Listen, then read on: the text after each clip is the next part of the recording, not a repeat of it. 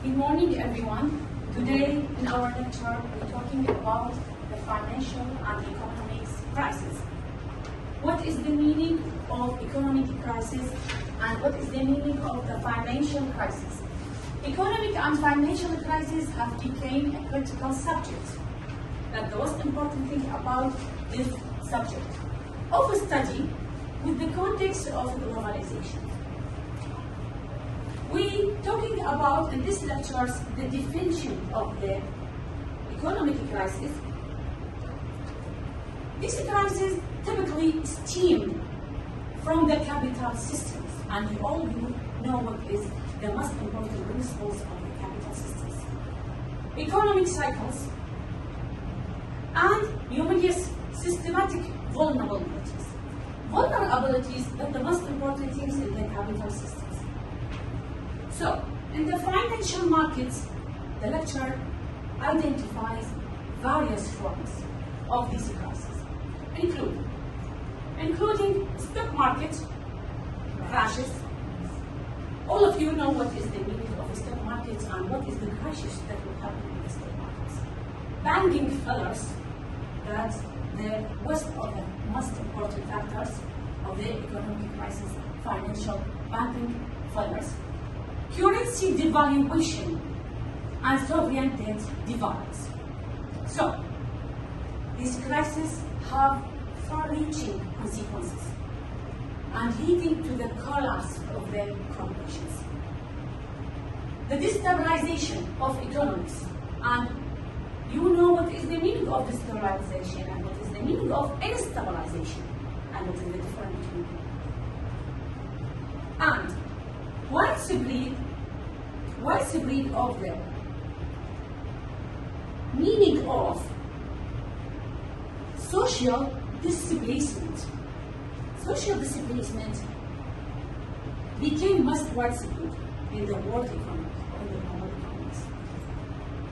The psycho-economic damage often surpasses the immediate financial losses. So, all this financial crisis making losses in the economy, and especially in the capitalist economies. That's because of the need for analyzing variables. The study of this crisis is essential, not only for understanding, but their origins, also for developing strategies to mitigate their effects and to prevent future occurrences. And the most important thing, we're talking about this point, all developing countries want to prevent this financial crisis and want to not occurrences in their economies comparative to the developed countries. On an individual level, crisis may be managed through short-term measures, and that is natural to the economies and developing countries, such as borrowing or liquidating assets. However, when crises occur on a national or regional scale, they require more comprehensive policy interventions. So, when we talk about comprehensive policy interventions to address with the financial crisis, with the immediate and the long-term consequences. Regional crises often escalated into global crisis, and why we talking this about in the last lecture, which are challenging to address and can have prolonged effects, as witnessed during the Great Depressions of the 1930s. The Asian financial crisis of the 1990s, actually, and the global financial crisis of 2008, and we're talking in the research paper for the financial crisis of 2008 in the last week when the students had talking about this most important global financial crisis in the last lecture, which shocked the American financial system. According for a significant portion of the economy. Number one, what is the concept of economic and financial crisis and their historical development? We must be known what is the meaning of the concept of economic crisis and what is the historical development. Economic and financial crises are recurring phenomena in any free market economy, driven by inherent challenges and contradictions within the system. These crises are not isolated incidents, but are a part of the natural life of the capitalism economics. And this is the most important of the principles of the capitalism economics. Arising from fundamental disruptions. This most important vocabulary is the fundamental disruption.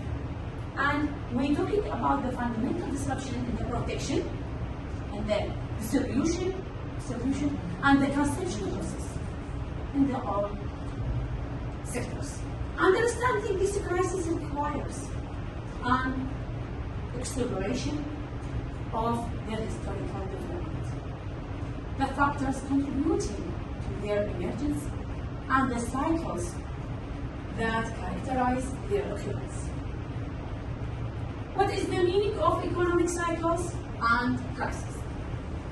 What is the meaning, the concept of economic cycle and crisis?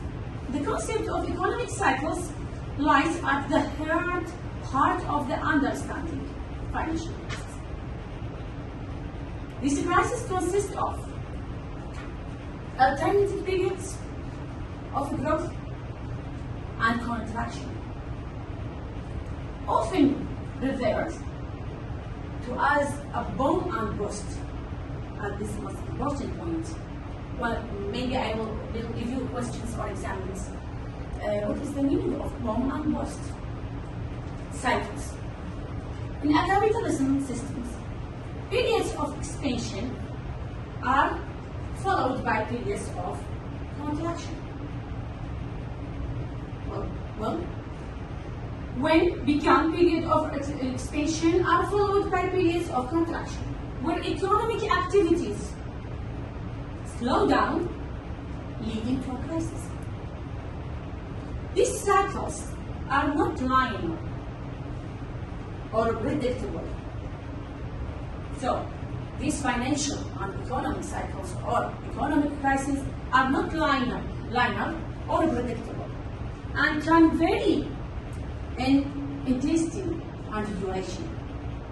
So, the theory of economic cycles, especially the 10-year cycle, is most important theory about the kitchen cycle, or some economists call kitchen cycles, maybe kitchen cycles or kitchen cycles, suggested that economics naturally experience alternating periods of prosperity.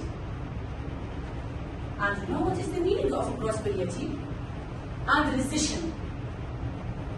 These cycles are roughly decadal, but they are irregular, influenced by numerous external and internal factors, such as technological innovation, regulatory changes, or geopolitical shifts. And you know what is the meaning of geopolitical shifts. Since this regularity, the unpredictable nature of the capitalist markets means that the timing, severity, and causes of each cycle can vary. So, first of all, that is what is the meaning of the concept of financial crisis or cycles, economic cycles. Clear? Inherent contradictions in capitalism. A key features of capitalism economies is the unregulated nature of their market forces. Capitalism operates primarily only on the basis of a profit maximization, where the interests of individuals, actors, often take precedence over a brother, and all you know what is the most principles of Adam Smith. It's in marketing law. So, in this paragraph about inherent in the capitalism principles, this leads to what? To imbalances such as overproduction or underconsumption, which can destabilize the system in the absence of the central planning or regulation. Capitalism economies are prone to volatility, where speculative bubbles form and burst. When the bubbles form and burst, that leads to financial crisis. And these crises often arise from excessive accumulation of debt, speculative investments, or sudden shifts in the market confidence. And all you know, the 2008 and the global financial crisis, for example, was driven by the collapse of the housing bubble in the United States and targeted by risky lending practice and failure of regulatory oversight. Such as events highlight the systematic risk inherent in the free market capitalism, where individual actors, driven by profits, may engage in a practice that ultimately destabilize the entire system.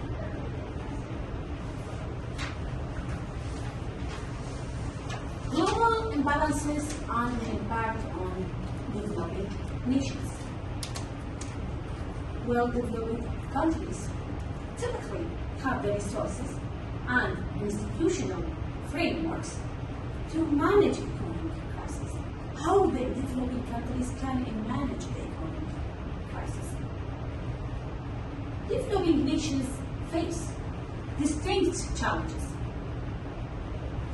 Global economic imbalances often manifest in the form of flood deficits, debt crisis, or dependency on volatile commodities, as developing nations strive for greater economic autonomy and growth.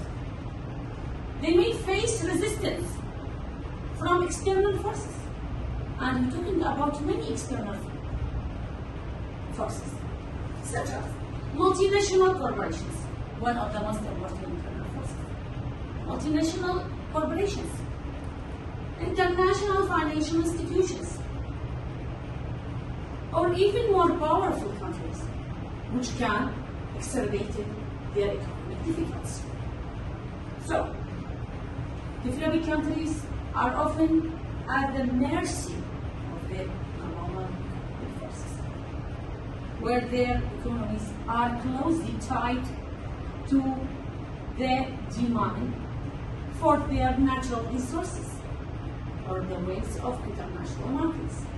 The Asian financial crisis of 1997 and the debt crisis in Latin America during the 1980th century are examples for how external shocks can have devastating effects on developing countries, pushing them into cycles of poverty and underdevelopment.